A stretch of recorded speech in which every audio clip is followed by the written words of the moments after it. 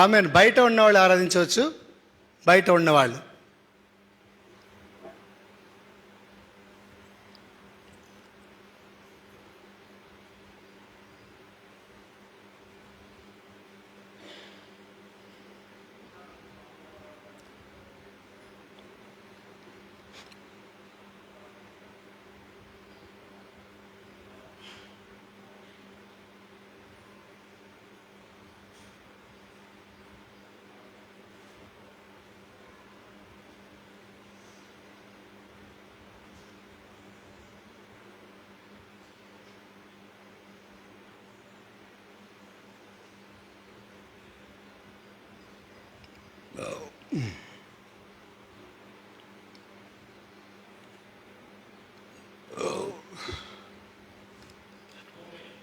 Amen.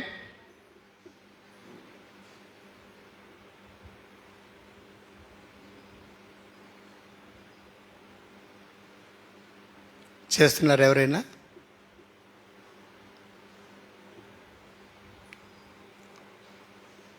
చేస్తున్నారు ఎవరైనా?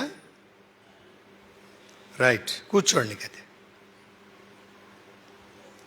కూర్చోండి, ఒక పాట పాడదాము.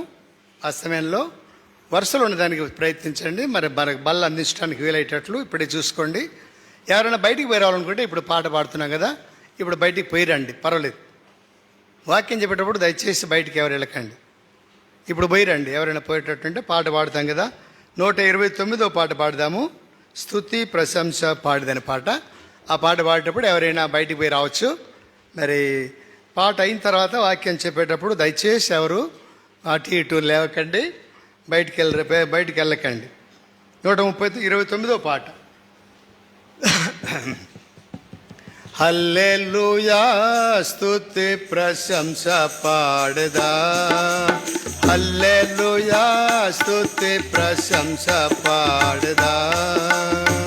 సిలువలో నాకై రక్తము కార్చి, సిలువలో నాకై రక్తము కార్చి నన్ను రక్షించినావు ప్రభువా, నన్ను రక్షించినావు ప్రభువా.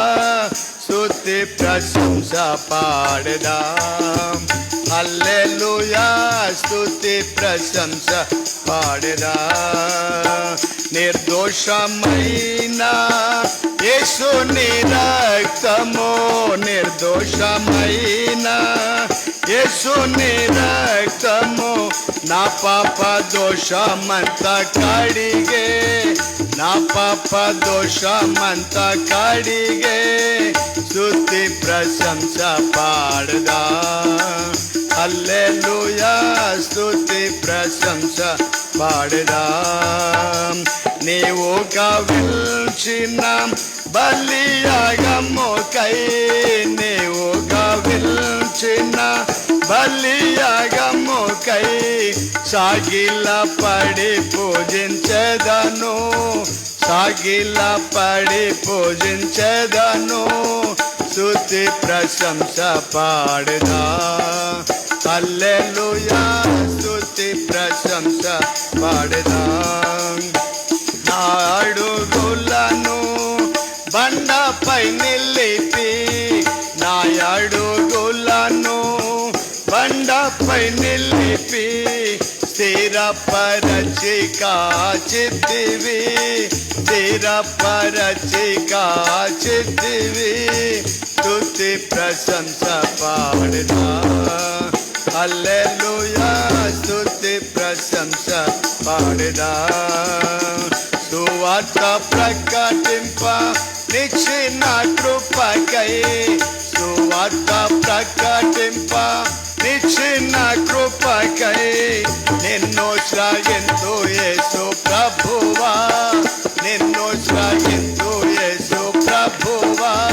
స్తుతి ప్రశంస పాడదా, హల్లెలూయా స్తుతి ప్రశంస పాడదా. ఎట్లుండగలను ఈ పాట పాడక, ఎట్లుండగలను నీ పాట పాడక.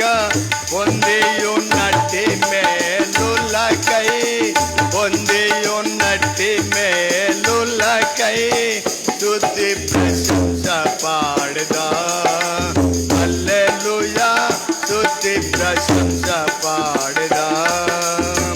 సంతోష హృదయ ఉత్సాహ ధ్వనితో, సంతోష హృదయ ఉత్సాహ ధ్వనితో ఆరాధించదా నిన్ను ప్రభువా, ఆరాధించదా నిన్ను ప్రభువా. స్తుతి ప్రశంస పాడదా. హల్లెలూయా స్తుతి ప్రశంస పాడదా. హల్లెలూయా స్తుతి ప్రశంస పాడదా.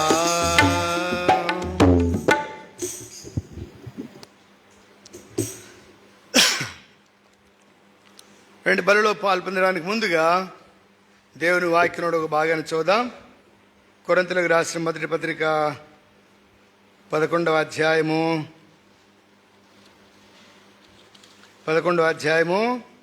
27-28 వచనాలు మనము కలిసి చదువుదాం. కొరింథీయులకు రాసిన మొదటి పత్రిక 11వ అధ్యాయము 27-28 వచనాలు మనము కలిసి చదువుదాం. కలిసి బిగ్గరగా చదవండి. చదవగలిగిన వారందరూ కూడా మీ బైబిల్ తీసిపెట్టి ఉంచండి. బైబిల్ వాక్యం చెప్పేది అయిపోయేంత వరకు కూడా చదువుపోయినా తీసిపెట్టమ్మా. బైబిల్ తెరిచిపెట్టు, చదువు రాకపోయినా తెరిచిపెట్టాలా. అది 27-28 వచనాలు. కాబట్టి ఎవడు అయోగ్యముగా ప్రభు యొక్క రొట్టె తినునో లేక ఆయన పాత్రలోనిది త్రాగునో వాడు ప్రభు యొక్క శరీరమును గూర్చి రక్తమును గూర్చి అపరాధి అగును. కాబట్టి ప్రతి మనుష్యుడు తను తాను పరీక్షించుకొనవలెను. అలాగు చేసి ఆ రొట్టెను తిని ఆ పాత్రలోనిది త్రాగవలెను. ప్రార్థన చేస్తాం. పరిశుద్ధుడైన మా తండ్రి, సర్వాధికారి, సర్వ సృష్టికి ఆధారమైనటువంటి దేవ, సకల జీవులను సాకుచున్నటువంటి దేవ, సార్వభౌమ అధికారం గల దేవ, సజీవుడైనటువంటి దేవ, సర్వోపకారి అయినటువంటి దేవుడవు, నిజమైన దేవుడు, నిత్యజీవమైనటువంటి దేవ, సర్వలోకమునకు దేవుడు అయిన మీ నావును బట్టి వందనము చెల్లిస్తూ ఆరాధిస్తున్నాము నాయన. అందరికీ ఉపకారి అయినటువంటి దేవ, పాపినైన నాయుడులకు కూడా మీరు ఉపకారం చూపించిన ఆయన నా శిక్షను భరించి నన్ను కూడా మీ కుమారుడిగా అంగీకరించారు.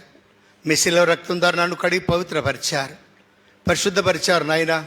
మీ ఆత్మను నాయందుంచి ప్రభా యథార్థ హృదయంతో మిమ్మల్ని నేను, పూర్ణ హృదయంతో నేను మిమ్మల్ని ఆరాధించేటువంటి వానిగా మీ ఆత్మను సంపూర్ణంగా నా యందు కుమ్మరించినందులకై స్తోత్రాలు చెల్లిస్తున్నాను. యథార్థ హృదయంతో నా హృదయాన్ని మీదట కుమ్మరించడానికి, యథార్థవంతుల సభలో యథార్థంగా ఆరాధించడానికి నాకు కూడా ఇచ్చిన ఈ శుభదినాన్ని బట్టి స్తోత్రాలనైనా, నా కొరకై చెల్లించిన బలి ఆగును బట్టి, నా ముందుంచినటువంటి బల్ల కొరకై కూడా స్తోత్రాలు. మిమ్మల్ని తిని త్రాగి మీ మరణాన్ని ప్రచురించేవానిగా మీరు నన్ను చేసినందులకై స్తోత్రాలు. మీరు చేసినటువంటి మేళ్ళకై ఎట్లుండగలను నాయన. నా స్తుతి ఆరాధన మీకు సమర్పించుకుంటూ నాయన ఉదయం మధ్యాహ్న కాల సమయంలో బల్ల దగ్గరికి చేరి రాగులటకు, బలలో పాల్పొందుటకు కావాల్సినటువంటి కృపను అనుగ్రహించండి. వాక్యాన్ని చదువుకున్నాం నాయన. మరి అయోగ్యమైనటువంటి వారంగా ఉండకుండానట్లుగా మమ్మల్ని యోగ్యులుగా చేయండి.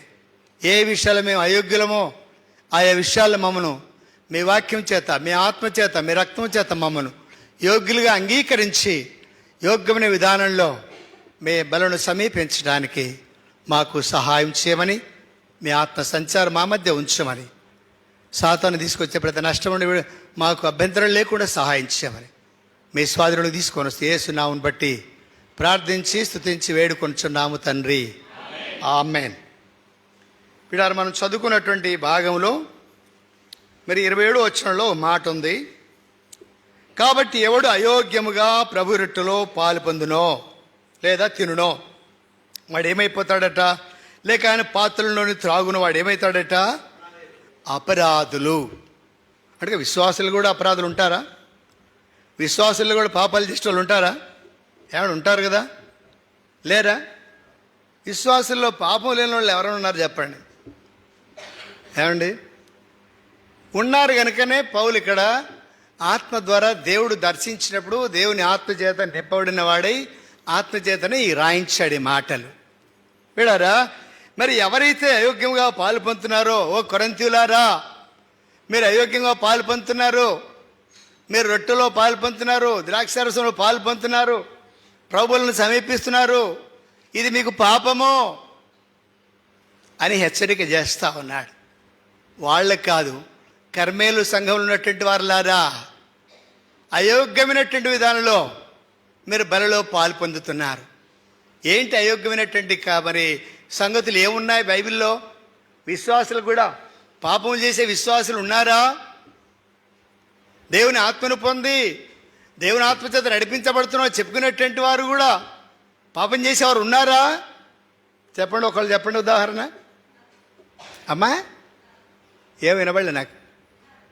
ఉన్నారు కాదు, పేరు చెప్పమంటున్నా. ఒకళ్ళు చెప్పండి, ఒక పేరు బాగా పరిచయమైనటువంటి మాట, ఆ మాట చెప్పండి. దేవుని ఆత్మచేత అభిషేకించిన వాడే, అభిషేకం పొందినవాడే. అయ్యా చెప్పండి, కరెక్టేలే. సౌలు రాజు కదా, దరిద్రుడైనాడు. ఇట్లా ఎంతమంది లేరు? ఏ విషయాల్లో? మరి తన జీవితంలో 2 సంవత్సరాలు మాత్రమే దేవుని ఆత్మచేత నడిపించబడి అభిషేకాన్ని ఉంచుకొని ఆ తర్వాత దయ్యాలు బట్టినోడు అయిపోయినాడు. పరిపాలన చేశాడు 40 సంవత్సరాలు, అయితే దేవుని ఆత్మ లేదు. అట్లాంటి పరిస్థితులు చాలా ఉన్నాయి. అంటే ఆయనలో అసూయ ఉంది, ద్వేషం ఉంది, మరి తృణీకారం ఉంది, నరహంతకుడు అయిపోయినాడు. అట్లనే ఆత్మహత్య చేసుకొని దేవుని రాజ్యాన్ని కాకుండా దయ్యాల రాజ్యానికి వెళ్ళిపోయినాడు ఆయన. ఏం సందేహమేం లేదు. ఆత్మహత్య చేసుకుంటాడు, ఆడిపోతాడు. పిరికి వారును, అవిశ్వాసులను, అసహ్యులను, నరహంతకులను, విగ్రహార్థికులు, మాంత్రికులను, అబద్ధికులందరూ అగ్ని గంధకములతో మండుగుండంలో పాలు పొందుదురు. ఇది 2వ మరణము. అంటే ఇప్పుడు సౌలు ఏమైపోయినాడు? 2వ మరణానికి వెళ్ళిపోయినాడు ఆయన. మరి సమూయేలు చేత అభిషేకం పొందినోడే, కానీ పోగొట్టుకున్నాడు. అట్లా పోగొట్టుకోవడం, కర్మేల్ ప్రార్థన మందిరం ఉన్నటువంటి వాళ్ళు అట్లా పోగొట్టుకోకూడదని ఉదయ కాలము ఏంటి పాపం పాపం, అవిధేయత పాపం పాపం అని చెప్తారు. ఏమున్నాయి మాలో? పాపాలు ఏమున్నాయి? మేము విశ్వాసులం అని చెప్పుకునేటువంటి వాళ్ళకే రాసినాడు దేవుడు. వీళ్ళారా, మరి పాపాలు చేసే విశ్వాసులు ఈరోజు అంశం. పాపాలు చేసే విశ్వాసులు ఏ విషయాలు చేస్తున్నారు? ఎక్కడ పొరపాటు జరుగుతుంది? బాగానే ఉన్నామే, మందిరానికి బాగానే వస్తున్నామే, అన్నీ బాగానే చేస్తున్నామే, ఆరాధన చేస్తున్నాం, మందిరానికి వస్తున్నాం, మరి ఏంటి మాలో ఉన్నటువంటి అయోగ్యత ఎక్కడుంది అని మనం అనుకోవచ్చు. వీడు అందుకే దావీదు అన్నాడు చూడండి, 66వ కీర్తన 18వ వచనంలో ఏం చెప్పాడు? 66వ కీర్తన 18వ వచనంలో దావీదు ఏం పలికాడు? నా హృదయంలో నేను పాపము లక్ష్య పెట్టినట్లయితే ప్రభు నా మనవి వినడు. అంటే నేను కూడా లక్ష్య పెట్టేవాడినే అని దావీదు ఒప్పుకుంటున్నాడు. నా హృదయంలో కూడా అవిధేయత ఉంది, అయోగ్యత ఉంది అని ఒప్పుకుంటున్నాడు దావీదు కూడా. కనుకనే పాపం చేశాడు, కనుకనే తనకు కూడా శిక్ష వచ్చింది, క్షమించినాడు. కానీ చూడండి ఒక మాట, అవిశ్వాసులు పాపం చేస్తే క్షమాపణ ఉంది, వాడికి శిక్ష లేదు. కానీ బాగా గమనించండి, విశ్వాసులు కనుక తప్పు చేస్తే, వినండి బాగా, విశ్వాసులు తప్పు చేస్తే దాన్ని క్షమిస్తాడు, కానీ దానివల్ల వచ్చేటువంటి శిక్ష మాత్రం తప్పించుకోలేం. ఉదాహరణకి దావీదు పాపం చేశాడు, దేవుడు క్షమించాడు కదా, క్షమించాడు, కానీ తీర్పు ఆయన మీద వచ్చింది కదా, వచ్చింది. అంటే విశ్వాసులు పొరపాటు చేస్తే క్షమిస్తాడు అప్పటికి. కానీ హిజ్కియా పొరపాటు చేస్తే క్షమించాడు, కానీ దాని తర్వాత వచ్చేటువంటి దేవుని శిక్ష మాత్రం ఆయన తర్వాత పిల్లల మీదకి కావాలని కోరుకున్నాడు, అట్లే వచ్చింది. గమనించండి, అవిశ్వాసులు పాపం చేస్తే దాన్ని వెంటనే క్షమించి వాళ్ళకి శిక్ష ఉండదు. గమనించండి, విశ్వాసులు కనుక పొరపాటు చేసి పాపాలు చేస్తే మాత్రం క్షమిస్తాడు, ఇప్పటికేమో పరలోకానికి వెళ్తాం, కానీ దానివల్ల శిక్ష మాత్రము మన వెంటనే ఉంటుంది, దాని మీద శిక్ష వస్తుంది. జాగ్రత్త. వీడారా, మరి కనుకనే ఈ ఉదయకాల సమయంలో, మధ్యాహ్న కాల సమయంలో మరి యథార్థమైన హృదయంతో మనం ప్రభుని ఆరాధించడానికి వచ్చిన వారము, బలిలో పాలు పొందేటువంటి నీవు నేను మరి ఎలాంటి మరి విశ్వాసముగా మనలో ఎలాంటి పొరపాట్లు ఉన్నాయి? ఇది కూడా పొరపాటేనా? ఇది కూడా పొరపాటేనా? ఇది కూడా దేవుడు క్షమించడా? అవును, కొన్ని ఉన్నాయి, చూద్దాం రండి.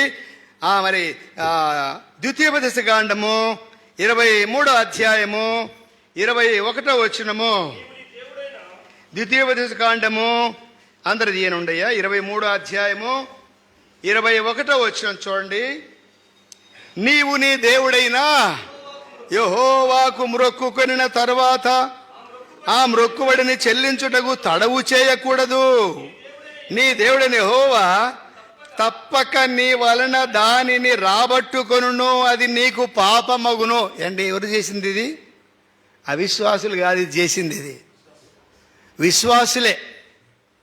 నమ్మకమైనటువంటి విశ్వాసం. ఇశ్రాయేలు ప్రజలు 12 గోత్రాల వాళ్ళకి చెప్పేటువంటి మాట ఇది.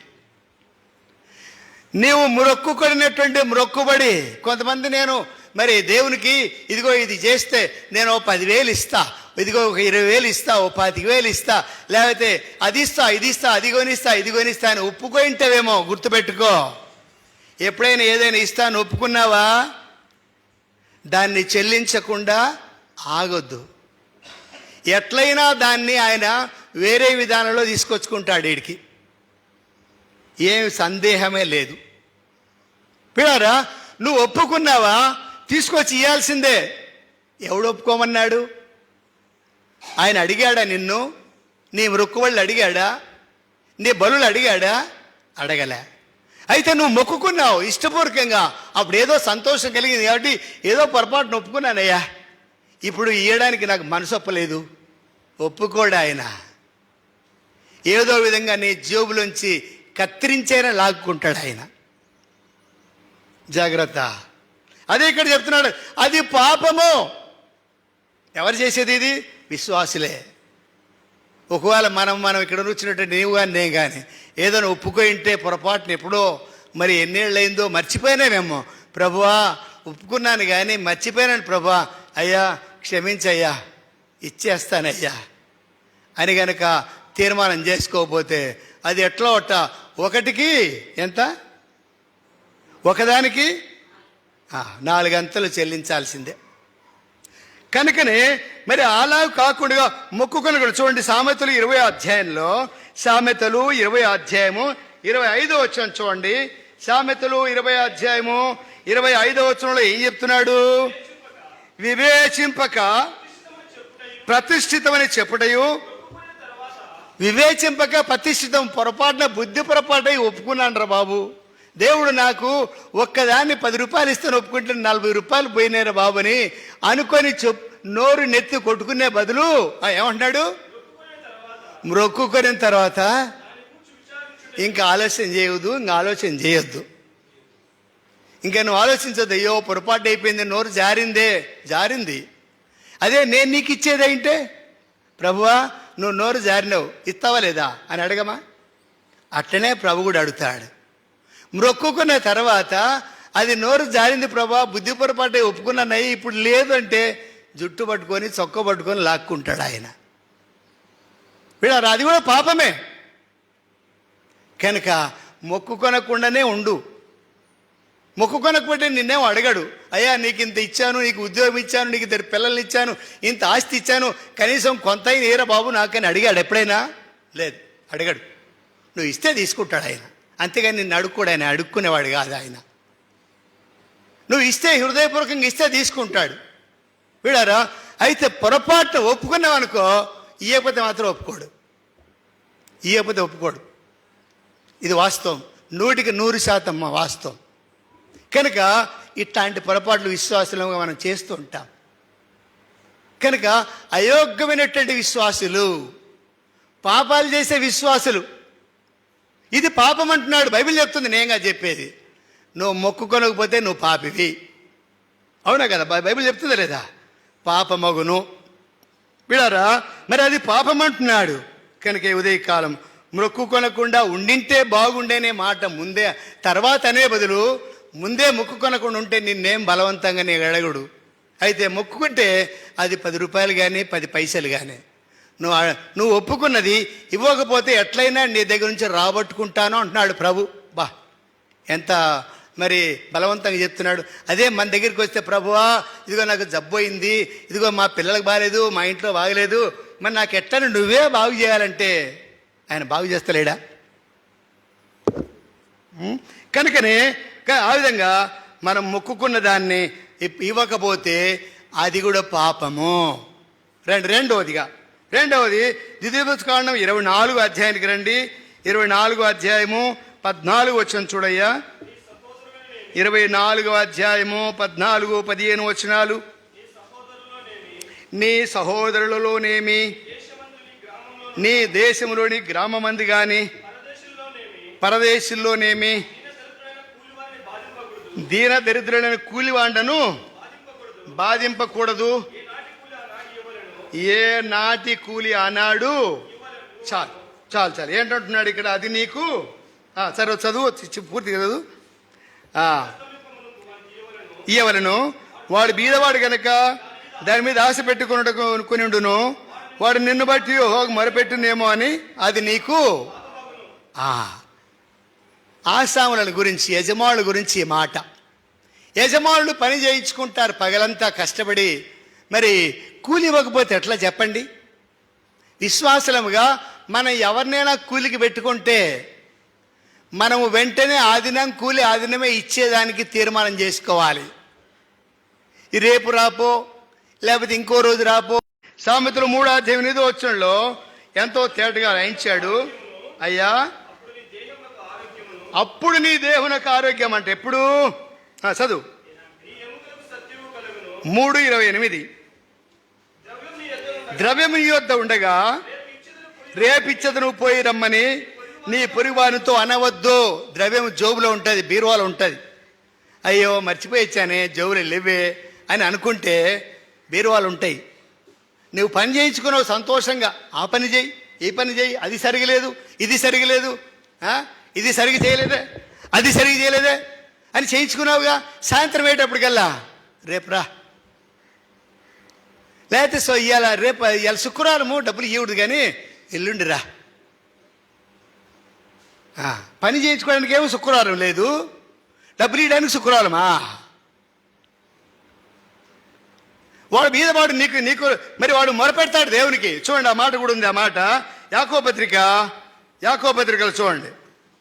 యాకోబు పత్రిక 5వ అధ్యాయము 4వ వచనం చూడండి. ఇదిగో నీవు చేను కోసిన పనివానికి ఇయ్యక మోసముగా బిగబట్టిన కూలి. ఏంది మొరపెడుతుందంట? కూలే మొరపెడుతుందంట. వాడు నీకు దేవునికి మొరపెడతాడు. ప్రభువా ఈ మనిషి నన్ను పగలంతా పని చేయించుకున్నాడు, ఎండకు వానకు చలికి పని చేయించుకున్నాడు, కానీ డబ్బులు ఇవ్వంటే ఇవ్వడం లేదు. చూడయ్యా ప్రభువా, నువ్వైనా ఆయన మారు మనసు దయచేయ్యా, అదిగో ఆ అమ్మకు మారు మనసు దయచేయి. డబ్బులు ఇవ్వమంటే రేపురా అంటుంది, రేపురా అంటుంది. మొరపెడతారు కూలివాడు. ఆ కూలి కూడా మొరపెడుతుందంట.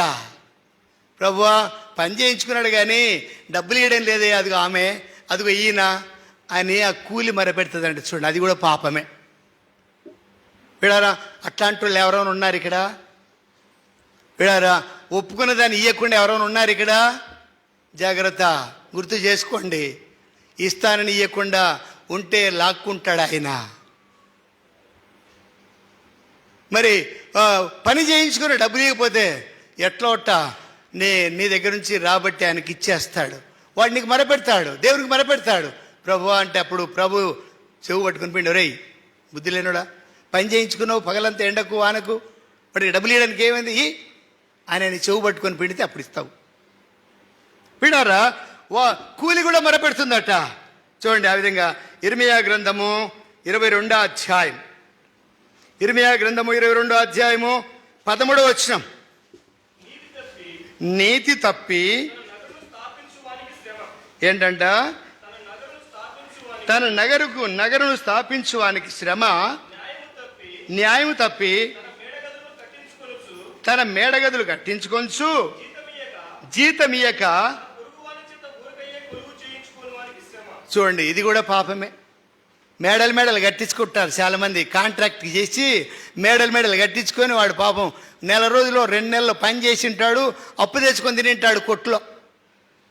అయ్యా పని అయిపోయింది, ఇంకా మిగిలిన డబ్బులు ఇయ్యవా అంటే బిల్లు పాస్ కాలేదు, ఇంకా బిల్లు పాస్ కాలే. ఆడికాడ వడ్డీ పడుతుంటుంది. పేదవాడు వాడు. ఇల్లు కట్టించుకుంటువి, పెయింట్ వేయించుకుంటువి, రంగులు అన్నీ వేయించుకుంటువి, అయిన తర్వాత డబ్బులు ఇవ్వవా? పాపం. విశ్వాసులకు చెప్పేటువంటి మాటలు ఇవి, అన్యులకు కాదు ఇవి. విడారా? మరి కూలి వారికి కూలి ఇవ్వకుండా పని చేయించుకొని రేపు రాపో ఎల్లుండి రాపటి వాడి ఇంటికి ప్రార్థన చేస్తాడు, ప్రభువా ఈరోజు అది ఆయన ఇచ్చింటే రాత్రి భోజనం అయ్యేది, పిల్లలు పస్తున్నారయ్యా, నా భార్య పస్తుందయ్యా, ఇదిగో మా ఆయన కూడా పస్తే ఉన్నాడయ్యా, పగలంతా పని చేయించుకున్నాడు, ఆ యజమానుడు డబ్బులు ఇవ్వడం లేదయ్యా, మీరన్నా ఆయనకు బుద్ధి చెప్పండి అయ్యా, మీరన్నా ఆమెకు బుద్ధి చెప్పండి అయ్యా అని ఆ రాత్రి ప్రార్థన చేస్తే పొద్దునే కల్లా జ్వరం పుడుతుంది. మనకు జ్వరం వస్తుంది. నీకు ఆ జ్వరం వస్తే హాస్పిటల్ పరిగెడతావు. ఈయన కూలి 300 అయితే ఆడ 600 బిల్ చేస్తాడు, ఆయనకు 500 ఫీజు. మొత్తం ఎంత? 600 500 ఎంత? 1100. ఈయనకి ఇచ్చింటే 500 600 మిగిలేదుగా. వీడారా గమనించండి. వాడు మొరపెడితే అది దేవుడు విని ఇక్కడ వస్తుంది రియాక్షన్. ఈడ ప్రార్థన చేస్తే ఈడికి వస్తుంది యాక్షన్. ప్రేరగా జాగ్రత్త. విశ్వాసులకే ఇది. అయోగ్యమైనటువంటి విశ్వాసులు, పాపం చేసేటువంటి విశ్వాసులు, ఇది కూడా పాపము అని చెప్పబడుతుంది. మూడవదిగా, ఇంకెక్కువసేపు చెప్పుకుంటే కుదరదు కానీ, మూడవదిగా ద్వితీయోపదేశకాండము 15వ అధ్యాయం. ద్వితీయోపదేశకాండం 15వ అధ్యాయము 9వ వచనం చూడండి. విడుదల సంవత్సరమైన 7వ సంవత్సరము సమీపమైనదని చెడ్డ తలంపు నీ మనసులో పుట్టకుండానట్టు జాగ్రత్త పడము. బీదవాడిని నీ సహోదరుని కటాక్షం చూపక నువ్వు వానికేమి ఇయ్యకపోయినాడలా వాడు ఒకవేళ నిన్ను గూర్చి యెహోవాకు మొరపెట్టును, అది నీకు పాపమగును. అంటే ఇక్కడ మూడోదిగా బీదవాడిని కటాక్షించాలి. 7 సంవత్సరాలు నీ దగ్గర దాసిగా ఉంటారని ధర్మశాస్త్రం చెబుతుంది. 7 సంవత్సరాలు అయిన తర్వాత వాడికి ఇవ్వాల్సినంత ఇచ్చి వాడిని కటాక్షించి ప్రేమించి వాడిని క్షేమంగా సాగనంపాలి. అంటే బీదలను కటాక్షించాలి. లూకాసు వార్త 6వ అధ్యాయం 20వ వచనంలో ప్రభు చెప్పాడు, బీదలైన మీరు చెప్పండి. మళ్ళీ ఏమవుతుంది? నేను 2 సార్లు అడిగితే మీరు మళ్ళీ 60 ఏంటి? బీదలైన మీరు ధన్యుడు. కనుక బీదలను కటాక్షించాలి. బీదలను కటాక్షించకుండా ఇంకా కఠినమైన పరిచర్య ఎవరు చేయించుకున్నారు? కఠినమైనటువంటి పరిచర్య ఫరో చేయించుకున్నాడు. వెంటనే చెప్తూ ఉండాలా, ఫరో చేయించుకున్నాడు, దాస్యం చేయించుకున్నాడు, నెబుకద్నెజరు చేయించుకున్నాడు, ఫరో చేయించుకున్నాడు కఠినమైన దాస్యం. ఆ దాస్యానికి భయపడిపోయి దేవునికి మొరపెట్టినారు. వాళ్ళు కూలీ లేదంట. కనిపిడారా? అది కూడా పాపమే. దానికి క్రైమ్ చెల్లించవలసి వచ్చింది ఫరో కూడా. పిడారా, బీదవాన్ని కటాక్షించాలి. లూకాసు వార్త 6వ అధ్యాయం 20వ వచనంలో బీదలను దేవుడు పలికినటువంటి మాట. సామెతలు కీర్తన 4వ కీర్తన చూడండి. 4వ కీర్తన 41వ కీర్తన, క్షమించండి, 41వ కీర్తన 1వ వచనంలో కూడా మాట ఉంది. కానీ బీదలను కటాక్షించాలి. బీదలను కటాక్షించకపోతే నీవు ధన్యుడవు కావు. అది కూడా పాపమే. కటాక్షించకుండా కనికరించకుండా తృణీకరిస్తుంటా. కటాక్షంలే వాడు చేసిన పనికి తగినటువంటి ప్రతిఫలం ఇయ్యం. 10 రూపాయలు ఇస్తానని 5 రూపాయలు ఇచ్చి సతాయిస్తుంటాం. కటాక్షంలే, కనికరంలే, దయలే. వీడారా, వాడు కూడా మన సహోదరుడిగా, మన సహోదరి కదా. సహోదర ప్రేమను చూపించలేం, సహోదరి ప్రేమను చూపించలేం. కటాక్షించక కఠినంగా మనం ప్రవర్తించే వారికి ఉంటాం. అందుకనే మరి 14వ అధ్యాయం సామెతల్లో కూడా మాట ఉంది. సామెతలు 14:20-21 వచ్చిన చూడండి. తన పొరుగు వారిని తిరస్కరించువాడు పాపం చేయవాడంట. కనుక బీదలను కటాక్షిస్తేనే నువ్వు ధన్యుడు, కానీ కటాక్షించకపోతే అది కూడా పాపమే. వీళ్ళారా, ఇది కూడా విశ్వాసులు చేసేటువంటి పాపమే. విశ్వాసులముగా బీదలను కటాక్షించాలి. బీదలంటే చాలామంది బీదలంటే అసలు పట్టించుకోరు, బీదల వైపే చూడరు. వీడారా, మరి ఆ దినాల్లో మరి విశ్వవాణి వాళ్ళు, లేకపోతే మరి భక్సింగ్ గారు కానీ, లేకపోతే మార్టిన్ లూథర్ గారు కానీ, లేకపోతే మరి చాలామంది వీడియోలు చూడగలము. మరి చాలామంది దైవజనులు ఆ దినాల్లో బీద వాడలకి వెళ్ళి, మురికి వాడలకి వెళ్ళి అక్కడ వాళ్ళ దగ్గర కూర్చొని, అరే బండనో మట్టో కూర్చొని అక్కడ మురికి కాలువలు పోతుంటాయి, అక్కడ ఈగలు దోమలు ఆలుతుంటాయి, పెంట కుప్పలు ఉంటాయి.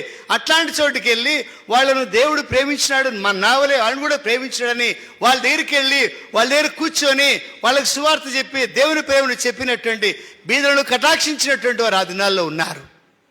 ఈ దినాల్లో బీదల వాళ్ళ ఇళ్ళ వైపు పోవడానికి కూడా, ఇళ్ళ వైపు చూడడానికి కూడా కొంతమంది ఇష్టపడరు. బీద వాళ్ళ ఇండ్లను చూడడానికి కూడా ఇష్టపడరు చాలామంది. వీళ్ళరా మరి అట్లా అనుకుంటే యేసుప్రభు నిన్ను చూసేవాడా? అట్లా అనుకుంటే నిన్ను చూసేవాడా యేసుప్రభు? వీళ్ళరా బీదలను కటాక్షించువాడే, బీదలను ప్రేమించేవాడు, బీదలకు సువార్త అందించమనుంది, బీదలకు సువార్త ప్రకటించమనుంది. అందుకని 113 కీర్తనలు రాయబడింది, పెంట కుప్ప మీద నుండి పైకి లేవనెత్తాడు. అమ్మో ఈమె పెంట కుప్పలో ఉంది, ఇల్లు పెంట కుప్ప మధ్యలో ఉంది, మరి ఆ పబ్లిక్ టాయిలెట్స్ దగ్గర వీళ్ళ ఇల్లు ఉందే, అమ్మో ఆడికి పోతే వాసన అనుకుంటే యేసుప్రభు మీ ఇంటికి వచ్చేవాడా? ఏమండి వచ్చేవాడా? రాడు.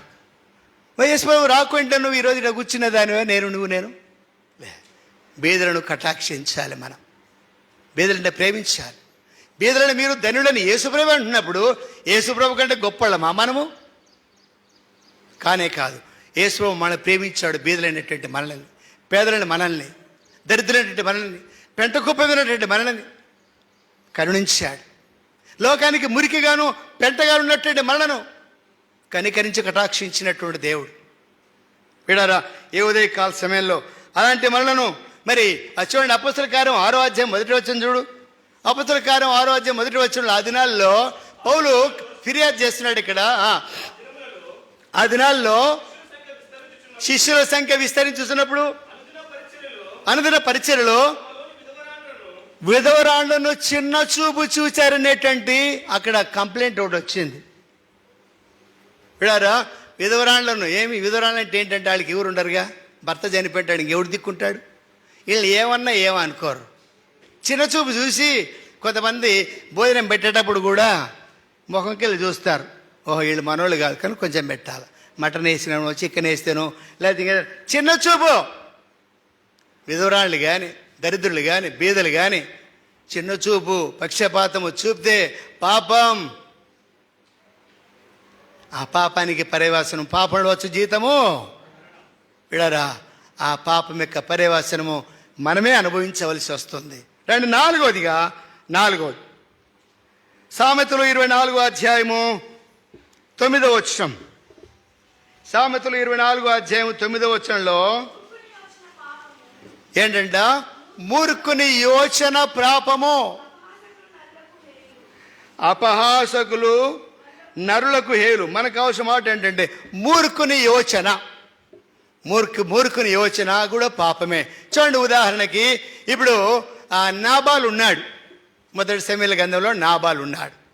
నాబాలు మరి మూర్ఖుడు అనేటువంటి వాడు, ఆయన పేరే మూర్ఖుడు. మూర్ఖుని యోచన ఏంటి? దావీదు తన మనుషులను పంపించినప్పుడు, అయ్యా దావీదు పంపించాడు రాజు, మరి రాజు కాలేదులేండి అప్పటికి, ఇంకా అభిషేకించబడ్డాడు, కానీ ఇదిగో మా యజమానుడు దావీదు పంపించాడు, మీ దగ్గర కొంచెం ఉంటే మాకు కొంచెం పెట్టమన్నాడు అని అడిగారు. దావీదేవుడు, యెషయా కుమారుడేవుడు, ఆడేవుడు, ఈడేవుడు అనేటువంటి మూర్ఖుని యోచన కూడా పాపమే.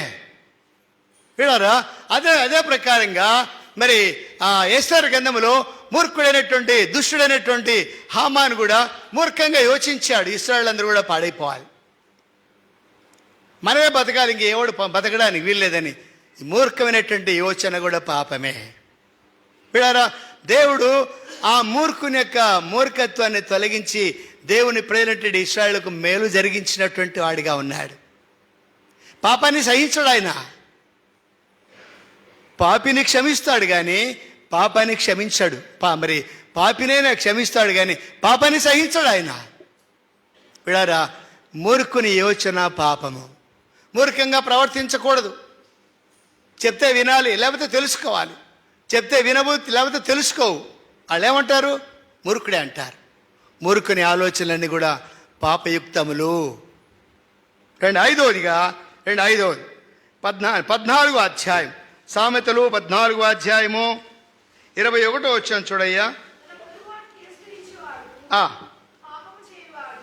తన పొరుగు వారిని తిరస్కరించువాడు పాపము చేయువాడు, బీదలను కటాక్షించువాడు. కనుక ఎవరంట పాపం చేసినోడు? పొరుగు వాడిని తిరస్కారంగా మాట్లాడతారు. ఏపా ఎరుపా ఇప్పుడు కాదు బా అనేటువంటి తిరస్కార బుద్ధి. తిరస్కారం కూడా పాపమే. వాడెంత, వీడెంత, ఆమెంత, ఈమెంత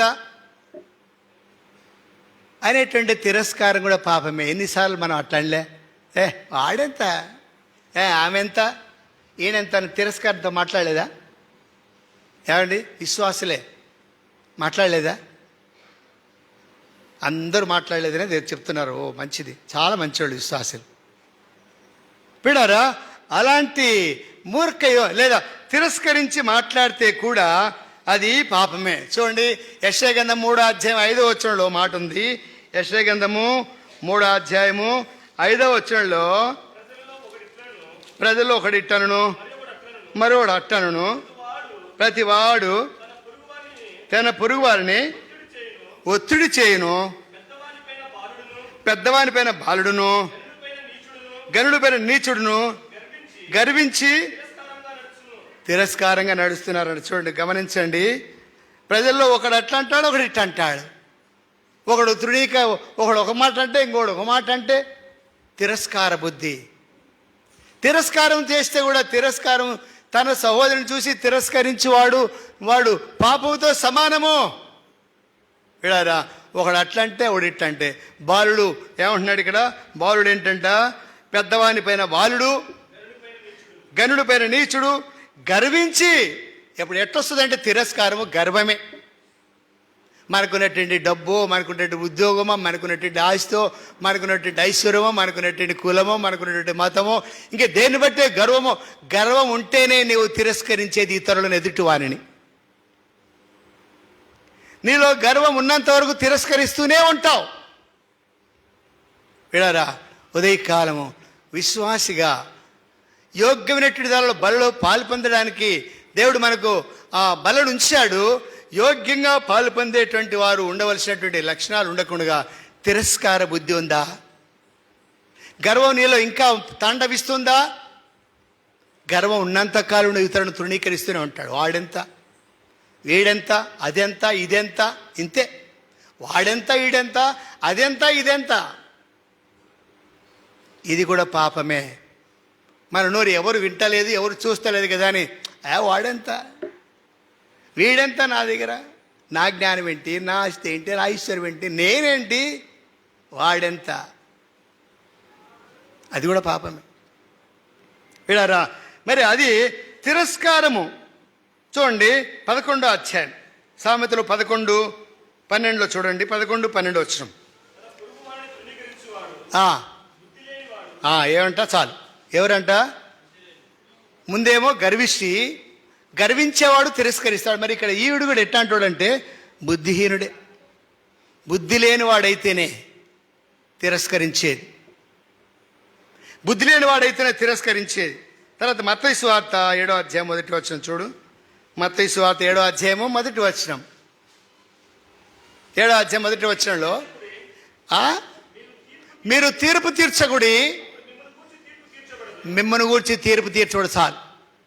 బుద్ధి లేనుడు మాత్రమే, గర్విష్ఠు మాత్రమే తీర్పు తీర్చాడు. వాడు ఇట్ట అంటాడు, వీడికి ఇట్లా జరగాల్సిందే, వాడికి అట్లా జరగాల్సిందే. తిరస్కార బుద్ధి. చూడండి, తిరస్కరించినటువంటి వారు మరి సంఖ్యాకాండం 16వ అధ్యాయంలో కోరాహు, అబీరాము, దాతానుడు తిరస్కార బుద్ధితో, గర్వముతో మరి అక్కడ రాయబడింది. యూదా పత్రిక 1వ అధ్యాయం 11వ వచనంలో కోరాహుని గురించి రాయబడింది. యూదా పత్రిక 1వ అధ్యాయం 11వ వచనంలో, 1వ అధ్యాయం 11వ వచనం. ఇంకా తెలియదా? అయ్యో వారికి శ్రమ, వారు కైలు నడిచిన మార్గం నడిచిరి, బహుమానం పొందవాళ్ళని.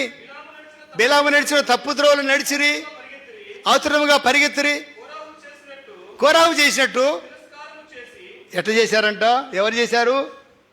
కోరాహు తిరస్కారం చేశాడు. మీరు చెప్తున్నా ఎందుకంట? ఎప్పుడు మీరేనా? నీతోనే మాట్లాడా? నువ్వే ఎప్పుడు అధికారివా? మీ అన్ననే ఎప్పుడు యాజకత్వం చేయాలా? నువ్వే ఎప్పుడు నడిపించాలా? తిరస్కార బుద్ధి. దేవుడు నిన్ను ఎన్నుకున్నాడు, నువ్వు ఉంటావే ఉండు. నిన్ను దేవుడు పిలిస్తే నువ్వు కూడా చేయి పని. కనుక తృణీకారంగా, తిరస్కారంగా, అనవసరంగా మాట్లాడి వాళ్లే కాకుండా 250 మంది సావడానికి కారకుడైనాడు. తిరస్కార మనసు కలిగి ఉండి, గర్వము, బుద్ధిహీనంగా ప్రవర్తించి ఆ దినమున 16వ అధ్యాయం సంఖ్యాకాండములో 250 మంది సావడానికి కారణమైనాడు. చాలే బుద్ధిహీనుడు, తిరస్కార బుద్ధి. 2 6 అయిపోయింది. ఆరోదిగా చూడండి. ఆరోది సామెతలు 21వ అధ్యాయం 4వ వచనం. సామెతలు 21వ అధ్యాయం 4వ వచనంలో అహంకార దృష్టి గర్వ హృదయములను భక్తిహీనుల క్షేమం కూడా పాపమో. అహంకారము, గర్వము, భక్తిహీనత ఇవి కూడా పాపమే. అంటే విశ్వాసలమే. మరి బిలాము భక్తిహీనంగా ప్రవర్తించలేదా? కోరావు నడవలేదా? మరి ఆ విధంగా అపొస్తలుల కార్యం 5వ అధ్యాయంలో అననీయ సప్పీరాలు భక్తిహీనంగా ప్రవర్తించి మరి నాశనం అయిపోలేదా? ఇట్లా చూస్తూ పోతే బిడ్డారా, విశ్వాసులైనటువంటి వారిలో అహంకారం ఉండడానికి వీళ్ళే. సౌలు అహంకారంగా ప్రవర్తించాడు, అహితోబేలు అహంకారంగా ప్రవర్తించాడు. ఇట్లా చూస్తూ పోతే బిడ్డారా, మరి ఆది మానవుడైనటువంటి ఆదాము కుమారుడైనటువంటి కయ్యను వాడి బుద్ధి ఎలాంటిది? సహించలేనటువంటి వాడై, దుష్క్రియలు కలిగినటువంటి వాడై, అహంకారంతో, గర్వంతో తమ్ముడిని చంపేశాడు. బిడ్డారా, అహంకార దృష్టి, అహంకారము, గర్వ హృదయము, గర్వము. మరి హిజ్కియా దేవుడు బాగు చేసిన తర్వాత మళ్ళీ గర్వించాడని రాయబడింది. 15 సంవత్సరాల ఆయుష్కాలం పొడిగించిన తర్వాత మళ్ళా గర్వించాడని రాయబడింది. మరి 26వ అధ్యాయం 2 వృత్తాంతంలో ఉజ్జియా అంత స్థిరపడిన తర్వాత, విశ్వాసే అంత స్థిరపడిన తర్వాత మనసును గర్వించి చెడిపోయాను. 26:16 రాయబడి 16 వచనం రాయబడింది. అయితే అతడు స్థిరపడిన తర్వాత చెడిపోయినాడు. ఎవరినా? అవిశ్వాసి కాదు, విశ్వాసే. విడారా, మరి అలాగున మరి చూడండి, 2 వృత్తాంతముల గ్రంథంలో అక్కడ హిజ్కియా గురించి రాయబడింది. హిజ్కియాని గురించి చూడండి, ఆ మాట చూపిస్తాను. 2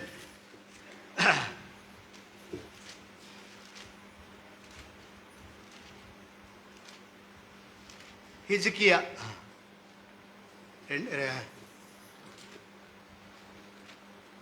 2 రాజులు ఉంటాయి, చూద్దాం.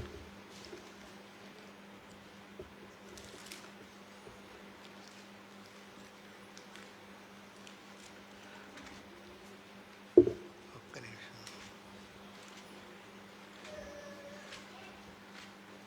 20 వచ్చి అమ్మా చెప్పండి ఎవరైనా. అమ్మా 2వ రాజులు 20 కదా, 20వ అధ్యాయం.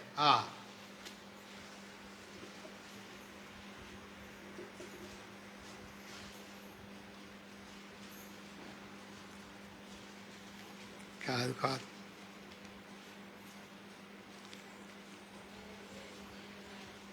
అమ్మా చదవండి.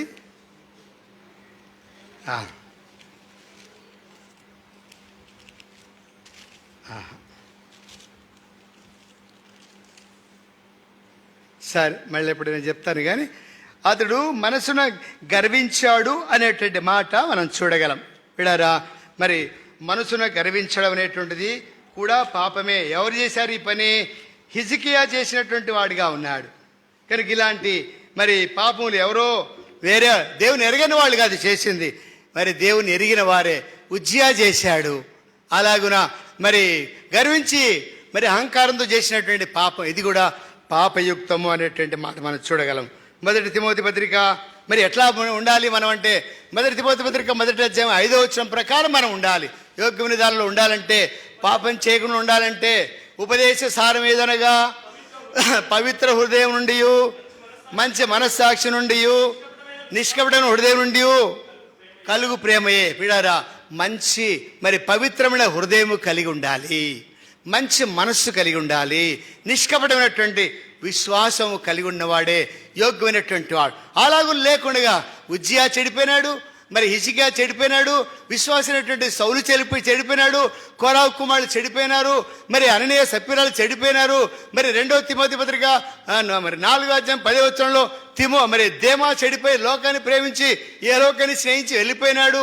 ఇట్లా చూస్తూ పోతే పిడారా, అనేకులు మరి విశ్వాసులైనటువంటి వారే గర్వంతో, ధనాపేక్షతో, మరి అహంకార దృష్టితో లోకాన్ని విడిచి మరి దేవుని విడిచి వెళ్ళిపోయినట్టుగా చూస్తాం. 7వదిగా మొదటి సమూయేలు గ్రంథము 12వ అధ్యాయము 23వ వచనం చూడండి. మనకు తెలిసిన భాగం ఇది. మొదటి సమూయేలు గ్రంథము 12వ అధ్యాయము 23వ వచనము. నా మటుకు నేను మీ నిమిత్తము ప్రార్థన చేయుట మానుట వలన యెహోవాకు విరోధముగా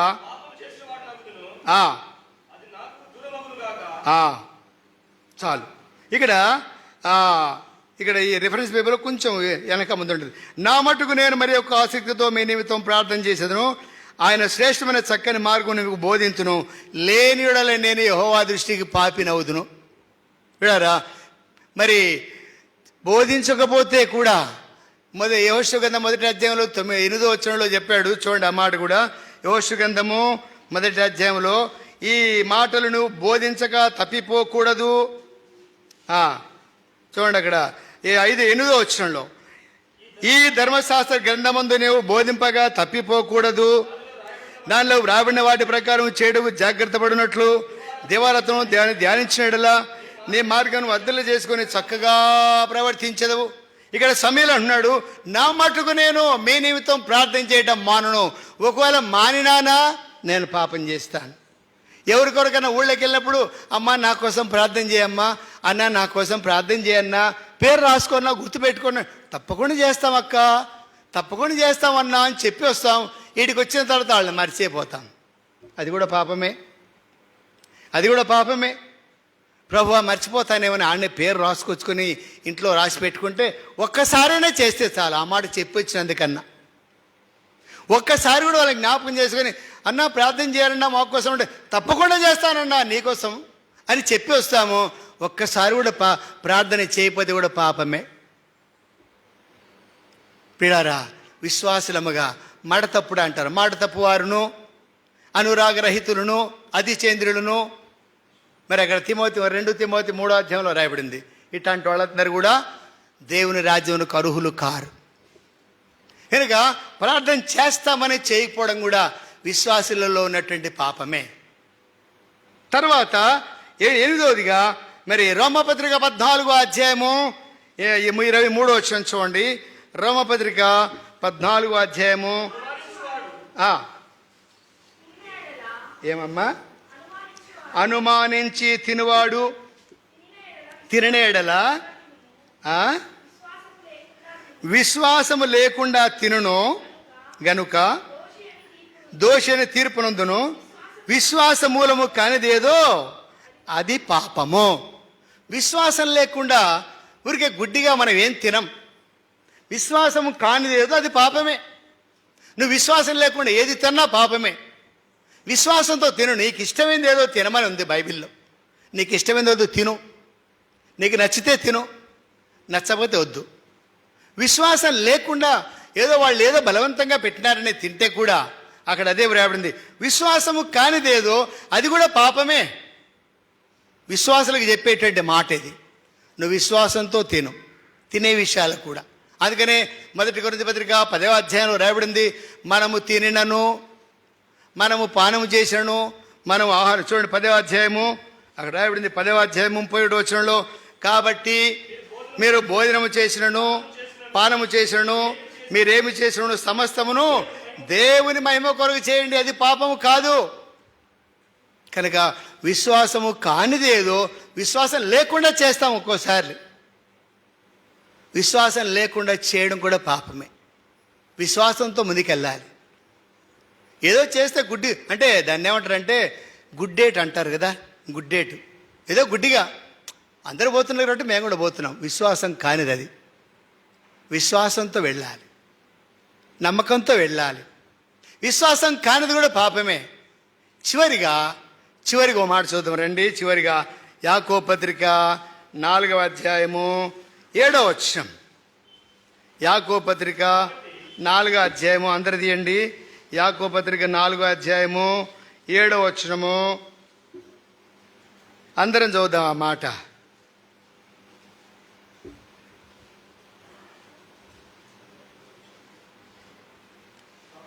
ఆ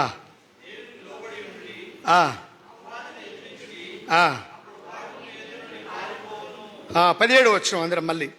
కాబట్టి మేలైనది ఎరిగి అలాగూ చేయని వానికి పాపము కలుగును. మేలైనది ఎరిగి కూడా దేవుని దగ్గర రండి, దేవునికి లోబడండి, అపవాదిని ఎరిగించండి, అప్పుడు మీ వద్దకు పారిపోవడం చెప్పినటువంటి దేవుడు ఇక్కడ ఏమంటున్నాడు? అయ్యా మేలైనది ఎరిగి ఉండి కూడా నువ్వు చేయకపోతే, చేతనై కూడా చేయకపోతే అది కూడా పాపం అట్ట. విడారా, మేలైనది చేయడానికి ఎరిగి ఉండి కూడా నువ్వు చేయకపోతే అది కూడా పాపమే. విడారా, ఏ మధ్యాహ్న కాల సమయంలో ప్రేమగల దేవుడు మనం ప్రేమించి మనకిచ్చేటువంటి ప్రతి హెచ్చరిక మన క్షేమం కొరకే, మన ఆశీర్వాదం కొరకే, మన మేలు కొరకే. మనకిచ్చేటువంటి ప్రతి మాట కూడా, ప్రతి హెచ్చరిక కూడా మన ఆత్మీయ జీవితానికి క్షేమము కలిగించేటువంటి ప్రతి మాట. విడరా, మరి అయోగ్యముగా పాలు పొందటం వలన మరి మనము అపరాధులుగా ఎట్లా తీర్చబడుతున్నాము అని అంటే, మరి మొక్కుబడి విషయాల్లో తప్పిపోతున్నాం, కూలివానికి కూలిచ్చే విషయాలు తప్పిపోతున్నాం, బీదవారిని కటాక్షించే తప్పిపోతున్నాం, మూర్ఖంగా యోచనలు చేసేవారు ఉన్నాం, పొరుగు వారిని తిరస్కరిస్తున్నాము, అహంకారము గర్వహృదయం కలిగి ఉన్నాము, ప్రార్థన చేయకుండా మానేస్తున్నాము, విశ్వాసం లేకుండా మనం ముందుకు సాగుతున్నాము. మేలైనది ఎరిగి ఉండి కూడా అలాగూ చేయక ఎన్నోసార్లు మరి మేలైనది చేతని కొంతమంది చేతన అవును కానీ వాళ్ళే చేసుకుంటారులే. నీకు చేతన అవుతుంది కానీ చేయడానికి రావు. నువ్వు ఎందుకు? నడుము నొప్పి తీస్తుందో, చేతులు నొప్పి తీస్తాయో, లేకపోతే వాళ్ళే చేసుకుంటారులే, ఆయన చేసుకుంటాడులే, ఆమె చేసుకుంటుందిలే, మనకెందుకులే, అన్నీ సిద్ధం చేసిన తర్వాత పోయి కూర్చొని వద్దాంలే, అన్నీ చేసిన తర్వాత కూర్చొని తినొద్దాంలే, వాళ్ళే చేసుకుంటారులే, ఆయన చేసుకుంటాడులే, ఆమె చేసుకుంటుందిలే, నేనేంటి చేసేదేంది? మేలైన దాన్ని నువ్వు కూడా చెయ్యి, దేవుడు నీకు మేలు చేస్తాడు. మేలైన దాన్ని చేయకుండా, చేతనై కూడా చేయడానికి ఇష్టపడకుండా నువ్వు తప్పించుకు తిరుగువాడు ధన్యుడు సుమతి అంటారు కదా లోకంలో. తప్పించుకు తిరుగువాడు అది లోక సామెత. తప్పించుకొని తిరిగితే దేవుడు పట్టుకుంటాడు, జుట్టు పట్టుకొని లాక్కొస్తాడు. వీడికి ఏజ్కెళ్ళి జుట్టు పట్టుకొని యాడికి కావాలంటే ఆడికి తీసుకెళ్ళాడు. జుట్టు పట్టుకొని తీసుకెళ్ళాడంట. చేయి పట్టుకోవచ్చుగా ఆయన లే, జుట్టు పట్టుకుంటేనే మాట వింటాం. జుట్టు పట్టుకొని తీసుకొస్తాడు ఇంటికి. చేతనై కూడా చేయకుండా అట్ట తిరుగుతూ ఉంటాం మనం. వాళ్ళే చేసుకుంటారులే, వాళ్ళే ఊడ్చుకుంటారు, వాళ్ళే సాపులు వేసుకుంటారు, అయిన తర్వాత వాళ్ళే అన్నీ ముడుచుకుంటారు, మడుచుకుంటారు, పెట్టుకుంటారండి. మనకేం పరింది? రాజులాగా మనం రాజులం యాజకులం కదా. రాజు రాజులాగానే వస్తాడు, కూర్చుంటాడు, వెళ్ళిపోతాడు, అంతే. మేలైనది ఎరిగి ఉండి కూడా చేయకపోతే అది కూడా పాపమే. జాగ్రత్త. వీడారి మధ్యాహ్న కాలశయంలో ప్రేమగల దేవుడు ప్రేమించి మనకెన్నో సదుపాయాలు ఇస్తున్నాడు, ఇంకా బలం ఇచ్చాడు. నిన్న సాయంత్రం సిస్టర్స్ మీటింగ్కు మరి పోయిన ఆదివారం 3 సార్లు చెప్పా. మరి సంతోషంగా 4 వచ్చారు. చాలా సంతోషం అనిపించింది 4 వస్తే. పిడారా, మరి ఎంతమంది విన్నారు? ఈ ఊళ్ళో దాదాపుగా 25 ఇళ్ళు ఉన్నాయి. లోకల్గా గాలివీడులో 25 ఇళ్ళు ఉన్నాయి. 25 మంది ఉన్నారు సహోదరులు. మరి 4 వచ్చారు. చాలా సంతోషం, 4 వచ్చారు. పిడారా, ఇంకా చాలామంది రావాలని కోరుతున్నాం, ప్రార్థన చేస్తున్నాం. మరి అందరు విన్నారు. 3 సార్లు చెప్పా. మరి ఊళ్ళో ఉన్నారు, అంతా బయట తిరుగుతున్నారు, పనులు చేసుకుంటున్నారు, అన్నీ చేసుకుంటున్నారు. కానీ సాయంకాలం 3:30కు మీటింగ్ ఉందని చెప్పాను. ఒకవేళ వస్తే పని చేయమంటారు ఈడా అని అనుకుంటున్నారా? మీరేం పని చేయొద్దు. మీటింగ్ అయిపోగానే ఆమెను ఇవ్వగానే వెళ్ళిపోండి. మీరేం పని చేయొద్దు. పని చేయమంటారని రాకుండా ఉన్నారేమో, మీరేం చేయదు. రండి ఆమెన్ అన్న తర్వాత మీరు వెళ్ళిపోండి. దేవుడు ఎవరితోనూ చేయించుకుంటాడు, ఎవరితోనూ చేయించుకుంటాడు. పని చేయబడుతుందని రాకుండా ఉన్నారేమో, మూడోసారి చెప్తున్నా, మీరేం చేయొద్దు. రండి, మీటింగ్ వినండి, ఆ పాటను ఆ మాటను ఒక మాటన్న విని ఆమెన్ అనగానే వెళ్ళిపోండి, ఏం పర్వాలేదు. దేవుడు ఏదో విధంగా చేసుకుంటాడు. ఇంకో రాత్రి అంతా టైం ఉంటుంది, రాత్రి అంతా చేస్తాం, ఎవరో ఒకరు చేస్తారు. మందిరం శుభ్రం చేసేది కదా, అదేం పెద్ద సంగతి కాదు. ఏం ఊరంతా ఊడవడంలే, ఈ కొంచెమే కదా. ప్రతి 6 నెలల నుంచి ఊడుచుకుంటున్నాం మేమే. ఏం ఒక్కరోజు ఊడవలేమా? ఊడుస్తాం. కానీ మీటింగ్కి రండి, దయచేసి మీటింగ్కి రండి. మందిరానికి వస్తేనే కొంచెం మేలు. రావడానికి చేతనై, కాళ్ళు ఉండయి, చేతులు ఉండయి, కళ్ళు ఉండయి, ఆరోగ్యం ఉంది, ఏం రావడానికి ఏమవుతుంది? విడారా, ప్రభు మొరపెడుతున్నాం. పోయిన వారం చెప్పినప్పటి నుంచి సిస్టర్స్ మీటింగ్ కొరకు ప్రభు ఎట్లయినా తీసుకురండి అయ్యా. కొంతైనా మరి ఒక్క మాటైనా, ఒక్క వచనమైనా మీకు దొరకదా? ఓ పాటైనా దొరకదా? రండి, ప్రేమతో ఆహ్వానిస్తున్నా. విడారా, మరి విశ్వాసులు ఉన్నటువంటి లోపాలు ఇవి. ఆ లోపాలను సరి చేసుకుందాం. రాగలిగినటువంటి స్తోమత ఉండి కూడా రాకపోవడము పాపము. రాగలిగిన స్తోమత ఉంది, అన్ని అనుకూలతలు ఉన్నాయి, రాకపోవడం పాపము. విడారా, మొన్న మేము ఊరు వెళ్ళాము. ఆ రోజు ఆ ఊళ్ళో దాదాపుగా 100 ఇళ్ళు ఉంటాయిలేండి, దగ్గరలోనే. అంటే 1 కిలోమీటర్ లోపే, అంటే మహా అంటే గేట్ అంత దూరం అనుకోండి. 100 ఇళ్ళు ఉంటాయి. 100 ఇళ్ళు ఉంటే ప్రార్థన మీటింగ్కి ఎంతమంది వచ్చారంటే 40 నుంచి 50 మంది వచ్చింటారు. 40 నుంచి 50 మంది వచ్చింటారు. ఇక్కడ 20 ఇళ్ళు ఉన్నాయి. కనీసం 100లో 50 మంది వస్తే 20లో 10 మంది అన్న వస్తారని అనుకున్నాం.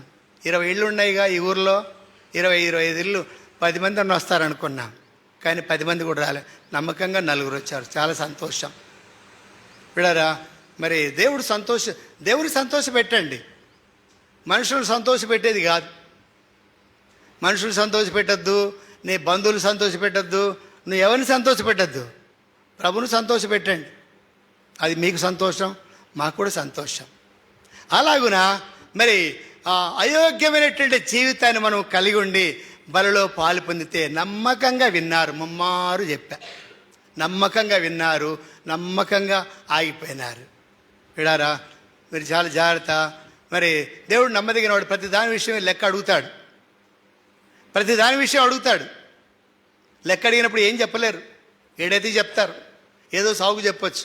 ఇప్పుడు ఆయన దగ్గర ఎవరు ఏం చెప్పలేరు. కనుక మనం జాగ్రత్తగా ఉందాం, జాగ్రత్త పడుము అని ఉంది. కనుక అలాగున ప్రభు మనకు, మన కుటుంబాలకి, సంఘానికి సహాయం చేయను గాక. మోకరించండి, ప్రార్థన చేస్తాం. మోకరించండి, ప్రార్థన చేస్తాము. రత్నం